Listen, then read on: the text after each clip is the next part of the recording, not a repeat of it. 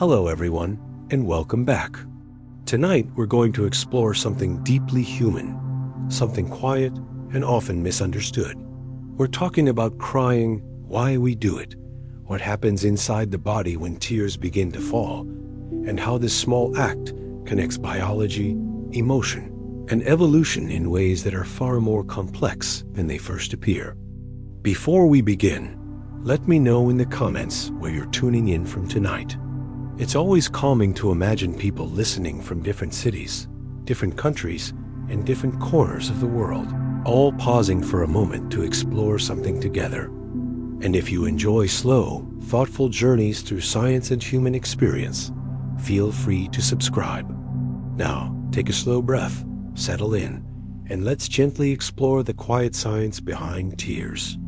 Crying begins long before a tear ever reaches the surface of the eye. Above each eye rests a small almond-shaped structure called the lacrimal gland.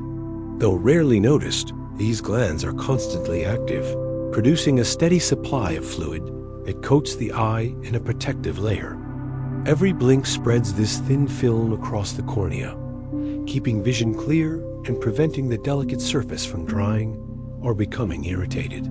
These everyday tears, known as basal tears, are part of an invisible maintenance system that operates without conscious thought. Without basal tears, blinking would feel abrasive, and the eye would quickly become vulnerable to infection or injury. In this way, crying does not begin with emotion at all. It begins with protection. But when dust, smoke, or sharp fumes irritate the eye, a different process unfolds. Specialized nerve endings detect the intrusion and send rapid signals through the trigeminal nerve to the brainstem, triggering the release of reflex tears. Reflex tears are produced quickly and in larger volume, designed to flush away irritants before damage can occur. Their chemical composition differs slightly from everyday tears, emphasizing their protective role. Emotional tears, however, arise from a far more intricate network within the brain. When we experience grief, relief, joy, or even overwhelming empathy, the limbic system becomes active, particularly structures such as the amygdala and hypothalamus. These regions process emotion and communicate with the autonomic nervous system, the system responsible for involuntary bodily functions like heart rate and breathing. When emotional intensity rises beyond a certain threshold, tear production increases in response. Emotional tears are chemically distinct from the tears produced by irritation alone. Studies have shown that they contain higher concentrations of stress-related hormones and certain proteins, including prolactin and adrenocorticotropic hormone, suggesting that crying may serve not only as expression, but as a subtle physiological release mechanism. When intense emotion activates the amygdala, signals travel to the hypothalamus, which then influences the brainstem and the parasympathetic nervous system. This shift gradually slows heart rate and encourages deeper breathing after the peak of distress has passed, which may explain why many people describe feeling calmer after crying. The act of sobbing itself involves coordinated muscle contractions in the diaphragm, throat, and facial muscles. These rhythmic spasms create the characteristic sounds of crying, while also altering breathing patterns in a way that temporarily increases oxygen intake and shifts the body toward recovery. Interestingly, humans appear to be the only species that produce visible emotional tears in response to feeling. While many animals vocalize or display behavioral signs of distress, the shedding of tears as a communicative emotional signal seems uniquely human. Infants begin crying immediately after birth, though not all newborn tears are emotional at first. Early cries are primarily reflexive, triggered by discomfort, hunger, temperature shifts, or the sudden transition from the womb to the outside world. Over the first months of life, emotional crying develops alongside social bonding. As infants learn to recognize caregivers, crying becomes a powerful attachment signal, activating nurturing responses in adults through both sound and facial expression. Research suggests that seeing tears on another person's face activates regions of the brain associated with empathy and caregiving. Tears soften facial features and reduce perceived aggression, subtly encouraging comfort and connection. This social function may explain why emotional tears evolved at all. Some evolutionary theorists propose that visible tears signal vulnerability without requiring words, lowering the likelihood of conflict and increasing the probability of support from others. Crying frequency varies across individuals and cultures. Studies have shown that, on average, women report crying more frequently than men, though biological factors such as hormonal differences, including prolactin levels, may contribute to this variation. Cultural norms also play a powerful role in shaping how often people allow themselves to cry. In some societies, emotional expression is encouraged and accepted, while in others it is restrained, altering not the capacity for tears, but the willingness to release them. Over the course of a lifetime, the ability to cry may play a subtle but meaningful role in emotional regulation. While a single episode of tears may feel overwhelming in the moment, the body's gradual return to balance afterward reflects a shift in the nervous system from heightened alertness toward recovery and restoration. Chronic stress keeps the sympathetic nervous system engaged, maintaining elevated heart rate, muscle tension, and stress hormone levels. When emotional crying activates the parasympathetic response, it encourages a physiological counterbalance, allowing the body to slow, soften, and recalibrate. Some researchers suggest that regularly suppressing emotional expression, including tears, may contribute to prolonged internal tension. When emotions are consistently inhibited, the stress response can remain partially activated, subtly influencing blood pressure, sleep quality, and overall resilience over time. Crying, in contrast, may function as a kind of release valve. Though it does not eliminate the circumstances that cause distress, it can reduce emotional intensity by engaging brain circuits associated with soothing and attachment, particularly when tears are witnessed and met with compassion. The social context of crying appears especially important. Studies show that individuals who feel supported while crying often report greater emotional relief than those who cry in isolation. Human physiology responds not only to tears themselves, but to connection during vulnerability. Long-term emotional suppression has been linked in some research to increased anxiety and depressive symptoms. While crying is not a cure for mental health challenges, the freedom to express emotion openly may reduce the buildup of unresolved stress within the body. Sleep quality may also be influenced by emotional processing. When tears occur during the evening after a difficult day, the parasympathetic shift that follows can support relaxation, allowing heart rate and breathing to settle more easily into patterns associated with rest. At a biochemical level, emotional tears contain trace amounts of stress-related compounds, though the exact extent of their physiological impact remains under study. Even so, the act of crying corresponds with measurable changes in neural activity that reflect emotional release. Interestingly, not all crying stems from sadness. Tears can accompany relief after prolonged tension, joy during meaningful milestones, or awe when confronted with beauty or overwhelming kindness. In these cases, crying may mark a transition from heightened emotion into equilibrium. Over decades, individuals who feel permitted to experience and express emotion may develop stronger emotional awareness and regulation. The simple act of allowing tears when they arise can reinforce internal acknowledgement rather than denial. There are moments when laughter becomes so intense that tears begin to gather at the corners of the eyes, not from sorrow, but from joy. In these instances, the body is not confused. It is simply overwhelmed by stimulation, responding to heightened emotion with the same biological pathways that produce tears during grief.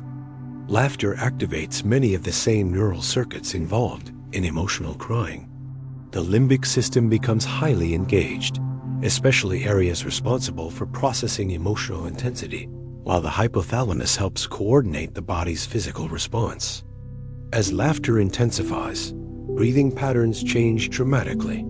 The diaphragm contracts rhythmically, sometimes forcefully, compressing the chest and briefly disrupting normal breathing cycles in a way similar to sobbing. These repeated contractions increase pressure around the eyes and stimulate the lacrimal glands, encouraging tear production even when no sadness is present. The tears that follow are not a contradiction, but a reflection of physiological overflow. In moments of deep laughter, the parasympathetic nervous system often becomes active after the initial burst of energy. This shift mirrors the calming effect that follows emotional crying, explaining why intense laughter can leave a person feeling both exhausted and relaxed. Interestingly, tears during laughter may serve a subtle social function. Visible tears amplify emotional signals to others, reinforcing shared joy and strengthening bonds within groups.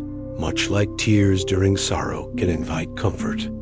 The human face becomes softer when tears appear, even during laughter.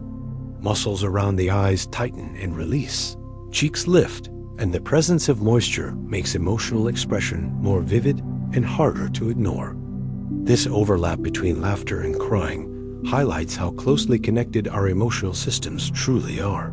Both represent peaks of intensity, moments when internal stimulation surpasses ordinary thresholds and spills outward into visible expression. Neuroscientists sometimes describe this as emotional regulation through overflow.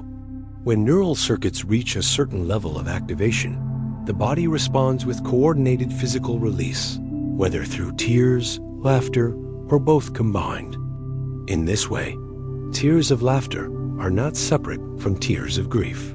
They are different branches of the same biological tree, shaped by context but rooted in the shared architecture of human emotion. Crying alone at night carries a different emotional texture than crying during the day. When the world grows quiet and external distractions fade, the mind often turns inward. In darkness, thoughts feel closer, and emotions that were postponed by activity can rise more freely to the surface. The human brain processes emotion differently in low-light conditions. As evening approaches, melatonin levels rise, body temperature shifts, and cognitive defenses gradually soften. This transition can make unresolved feelings feel more vivid and immediate. Without the buffering presence of conversation, work, or movement, internal narratives become louder. The prefrontal cortex, responsible for rational filtering, grows less dominant as fatigue increases, while emotional centers, such as the amygdala, may feel more active. This shift can create a sense of vulnerability. Thoughts that seemed manageable in daylight may expand in the quiet hours, and tears can emerge not from sudden events, but from accumulated feeling finally given space to be acknowledged. Psychologists sometimes describe nighttime crying as emotional processing delayed. During the day, the brain prioritizes tasks and problem solving. At night, when responsibilities recede, the mind revisits experiences that require integration rather than action. Crying in solitude also removes the social dimension of tears. Without witnesses, there is no immediate comfort, but there is also no need to manage perception. The expression becomes entirely internal, a private negotiation between feeling and awareness.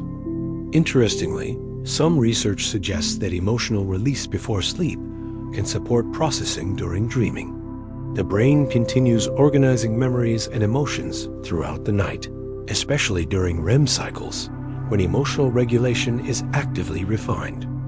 For some, crying alone feels isolating. For others, it feels cleansing. The difference often lies in interpretation, whether tears are seen as weakness or as acknowledgement. The physiological act remains the same. The meaning attached to it shapes the experience. After tears subside, many people notice a subtle stillness. Breathing deepens, muscles relax, and the parasympathetic system begins to dominate once more. This gentle shift can create a sense of release that eases the transition into sleep.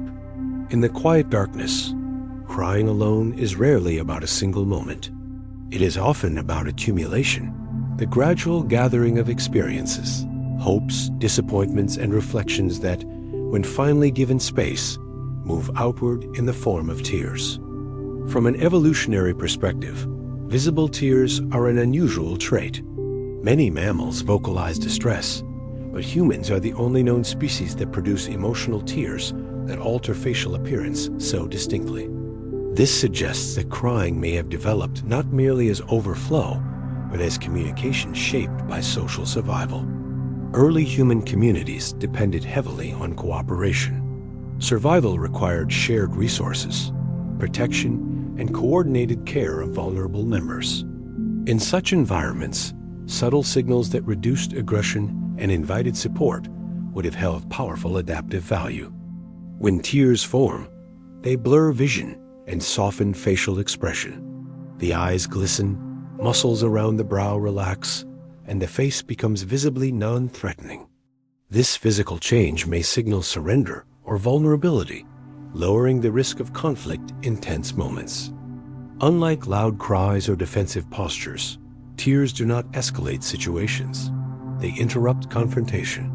In this way, emotional crying may have evolved as a signal that shifts social dynamics from competition toward empathy and protection. Researchers have proposed that tears function as a costly signal, one that cannot easily be faked without genuine emotional activation. Because crying involves measurable physiological shifts, it carries authenticity that simple words may not convey. In close relationships, tears may strengthen attachment bonds. When one individual cries and another responds with comfort, neural pathways associated with trust and caregiving become reinforced, increasing cohesion within small social groups. Infants rely on crying long before language develops. Emotional tears in later life may represent an extension of that early signaling system, one refined by evolution to communicate complex internal states beyond basic distress. Some evolutionary psychologists suggest that tears help regulate social hierarchies. By visibly displaying vulnerability, an individual may reduce perceived threat while maintaining connection within the group, preserving cooperation rather than isolation. Over thousands of generations, those who effectively signaled need and elicited support may have been more likely to survive periods of illness, grief, or hardship. In this sense, tears may have become woven into the architecture of human interdependence. Crying, then, is not merely a private act of emotion. It may be an inherited social tool, an evolved mechanism that transforms internal experience into visible signal, bridging the silent space between individuals. Across cultures and centuries, crying has rarely been treated as a purely private act. In many societies, tears are woven into ritual, ceremony, and collective expression, transforming personal emotion into shared acknowledgement. In some ancient Mediterranean traditions, professional mourners were hired to weep at funerals, amplifying grief through visible tears. Their crying was not theatrical exaggeration, but a socially sanctioned release, allowing communities to process loss together. Public mourning rituals often encourage collective tears as a way of honoring the dead.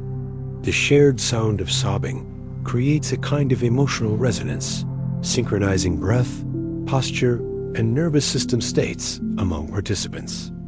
In contrast, other cultures have historically emphasized emotional restraint, viewing public tears as something to be controlled or reserved for intimate spaces.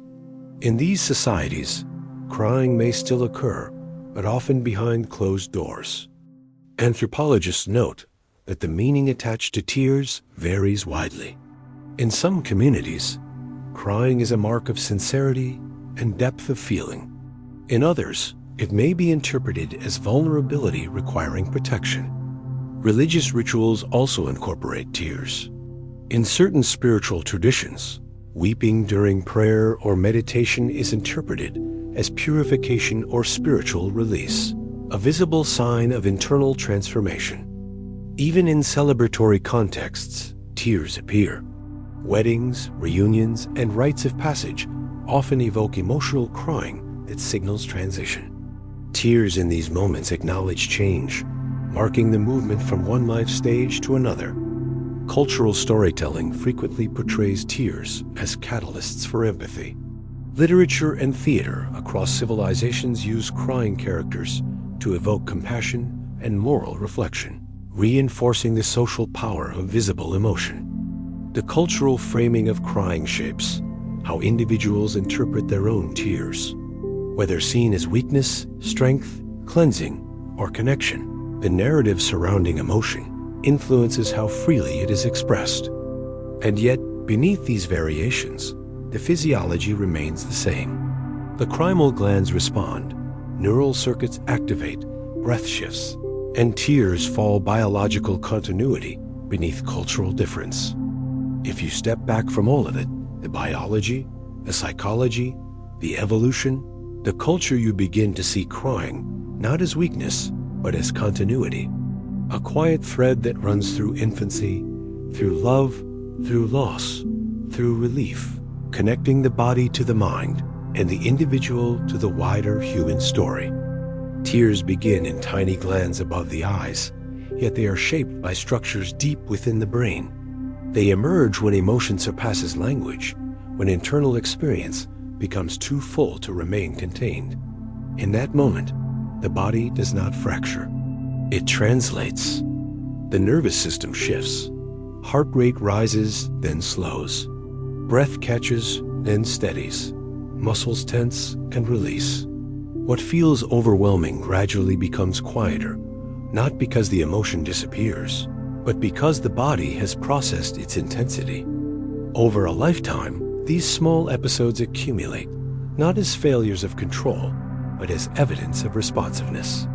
Crying marks that something mattered, that something touched the nervous system deeply enough to move it into visible expression. In childhood, tears call caregivers close.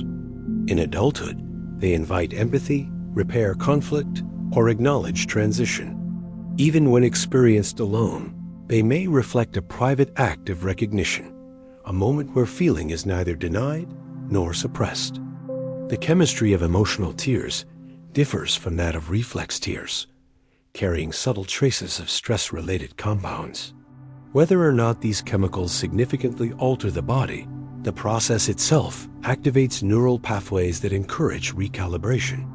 Vision blurs, the face softens, and something internal is made visible for a moment before returning to stillness. Even tears of laughter remind us that the nervous system does not divide emotion neatly into categories. The body responds to intensity itself, not merely to labels. And yet, once they subside, many people notice a subtle calm, a slowing, a settling, a gentle exhale. Crying does not solve every problem. It does not reverse loss or erase difficulty, but it can mark the boundary between resistance and acknowledgement, between holding and releasing, between isolation and connection. Perhaps that is why tears endure in our species. At moments of overwhelming beauty, you begin to see them as part of a shared language older than words. They are water shaped by emotion, shaped by memory, shaped by the architecture of the brain and the architecture of society. A simple fluid carrying signals across both skin and story. And now, as we come gently to the end of this exploration, you might notice how even thinking about crying feels different when seen through the lens of biology and evolution rather than judgment.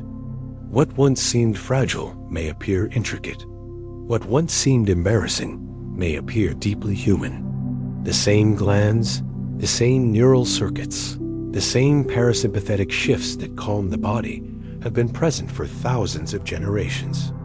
Tears are not interruptions in strength. They are adjustments. They are the nervous system recalibrating when emotion grows too large to remain silent. But as a feature, a built-in mechanism for signaling, for bonding, for release. The world will continue moving tomorrow.